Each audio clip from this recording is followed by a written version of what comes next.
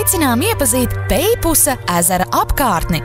Apmeklētāju centrā jūs iegūsiet visu informāciju par atpūtas piedāvājumiem šajā apkaimē. Peipusa ezera ciematos dzīvo vecticībnieki, kas vairāk kā 1000 gadu gaitā ir saglabājuši nemainīgu savu ticību un tradīcijas. Ceļš, kas šķērso šo reģionu, tiek dēvēts arī par sīpolu ceļu, jo rudenī šeit žūst zeltaini sīpoli un notiek zivju un sīpolu festivāli. Ar vecticībnieku kultūru palīdz iepazīties Kolkjas vecticībnieku muzejs.